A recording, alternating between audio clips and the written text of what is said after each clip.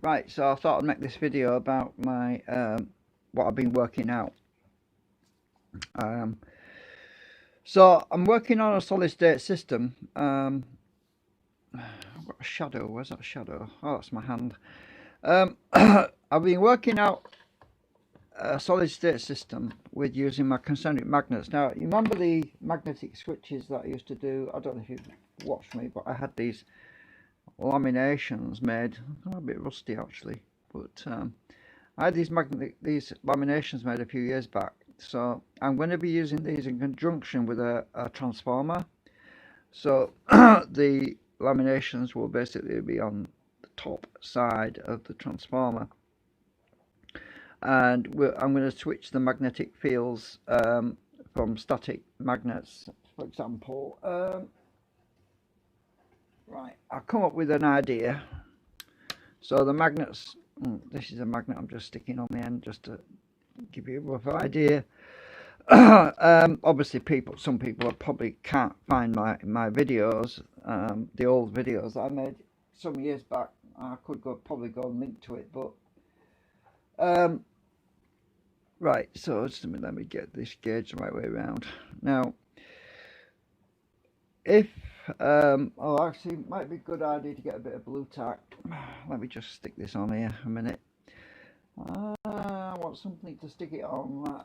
Hang on, just trying to find something. I'll use this hard drive platter thingy. Right, I'll stick this on here because right, this is just a little summary of my magnetic switch idea, and I want to show you this bit first. Now, when you can see it's pushing away from this end, right? Now, when the field on the other side is on a tract, this side will be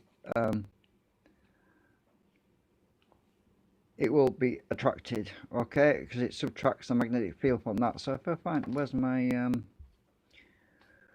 where are you? I'm trying to, there we are. Right, it'd be better if I just use this piece of steel.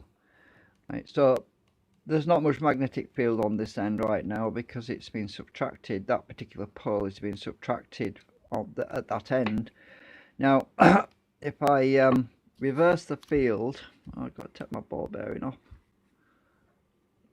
If I reverse the field, oops, on the other end, like this, now the opposite end will be very strong. Oh, it should be stronger. It's hard to show you with that. I've just got one lamination. It's not enough really, but yeah, you can see it's lifting now. Look, okay, right, it's lifting. So it's pushing, basically deflecting the field from this magnet through the lamination to this end. So it's stronger at this end right now. If I reverse that again, it's subtracted, and now it's weak. As you can see, it's really weak at this end because it's subtracting that field with this other magnet. Now, the reason I'm using this other magnet, this magnet is going to simulate the electromagnetic coils that are going to be in this new design. And now, I just wanted to go over that quickly, just to show you that principle, because I have come up with a design. Let me just get rid of this out of the way. Right, I'll get this thing out of the way. Right, so this is a conventional transformer. So my magnetic switch part, which I've just been demonstrating, I'm going to be mounting it on the top side of this transformer. So we're going to have a magnet assembly. Let's just draw this in sort of like this, so you get the idea.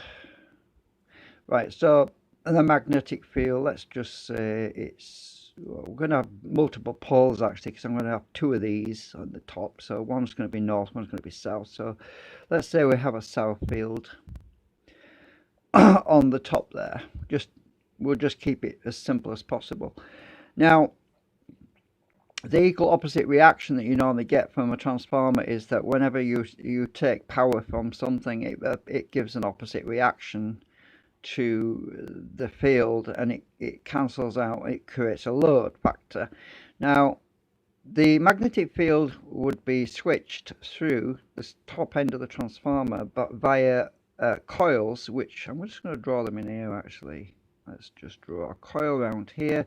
So we have a coil around this side of the transformer, which is rather unconventional, but you used to see them in TVs a lot. We also have another coil wrapped around this side of the transformer. Our output coil is around the middle section, which is here. Right, so our output coil is in the middle. Now you'll say, well, that's strange, that's an unusual design. Now why is that? Why am I doing it this way? Because the output coil, which is in the center pillar of the transformer core, when an equal opposite reaction takes place, it will balance out the drag, because one side of this will be biased north and the other side will be biased south. So because the magnetic coils will be pulling, say, south down this way, then north is going to be going up this way. So what happens if we have an opposing field of, say, south? Well, it's going to go that way towards north, right? So the opposite effect would be cancelled out. It would be subtracted, so it wouldn't oppose the south there because it would be attracted to the north on this side. So the field would basically flip one way or the other way, like that. So this is an idea I've been working out in the last few days for a solid state transformer, but the output section has to be in the bottom, in the middle, at the bottom section. So we would effectively have two large coils on the sides here, right? Let's draw that, and we would have one large coil in the center section at the bottom, 1/3 quadrant, 1/3 down. The space of these larger coils would occupy the gap, so there wouldn't be a coil above that. There would be just steel basically. So we would have a coil at the base. I've actually been winding some coils. Well, let me show you these coils. These are actually for my choke, but I've been winding these for the last few days. So we would have one of these on the base of one of these transformers, right? And then we had two thinner coils which would be mounted on the sides. They would be a lot narrower, but they'd have there would be 2/3, twice the length of this. So instead of this being that thick, it would be effectively